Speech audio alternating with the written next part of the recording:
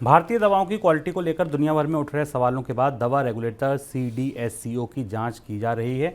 जांच में कई अहम खुलासे हुए हैं। सीडीएससीओ को बड़े स्तर पर उन आंकड़ों से छेड़छाड़ का पता चला है जिनमें टेस्टिंग लैब को बेहतर टेस्टिंग नियमों के आधार पर परखा जाता है। सीडीएससीओ ने देश भर में 72 पब्लिक टेस्टिंग लैब को ऑडिट किया था और ऑडिट के बाद 39 लैब्स को कारण बताओ नोटिस भेजा गया है। 9 लैब्स को तो टेस्टिंग बंद करने के लिए कहा गया है, 5 लैब्स को चेतावनी दी गई है और 6 लैब्स के टेस्टिंग ऑर्डर को रद्द किया गया है। सर, ये हो क्या रहा है दवा उद्योग में दरअसल? हाँ, ये बड़े आश्चर्य की बात है कि भारत की जो तथाकथित भारत को दुनिया की फार्मेसी कहा जाता है, उसकी साख कितनी बुरी तरह गिर चुकी है। हम लगातार मनी सेंट्रल में आपको इस खबर के बारे में बता रहे हैं जो आमतौर पर सुर्खियों में नहीं दिखती, नहीं आती। हमने पहले दिन से आपको इसमें बताया था कि भारत की दवा कंपनियां गलत तरीक़ों से दवा बना रही हैं, जहरीले उपकरण तत्वों का इस्तेमाल कर रही हैं। उसमें भारत की साख दुनिया में ख़राब हुई। WHO ने भारत की कई दवा कंपनियों पर सवाल उठाए। उसके बाद देश का रेगुलेटर जागा और उसने जब छापे मारने शुरू किए तो पहले तो दवा कंपनियों में तमाम खामियां पाई गई, गलत ढंग की पैकेजिंग। और ये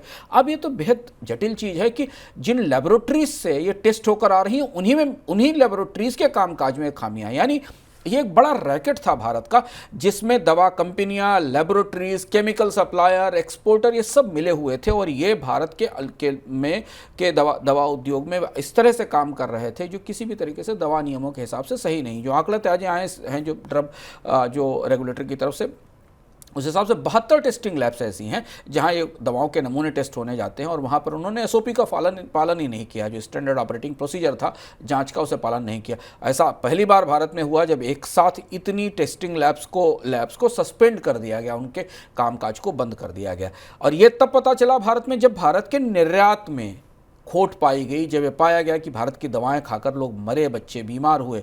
अब आप सोच सकते हैं कि ये दवाएं भारत के अंदर बन रही हैं, भारत में बिक रही हैं, तो उन दवाओं की क्वालिटी का क्या होगा। और दवाओं की क्वालिटी में, दवाओं की गुणवत्ता में अगर इस तरीके की चीज़ें पाई जा रही हैं तो इससे बड़ा शायद कोई अपराध नहीं हो सकता।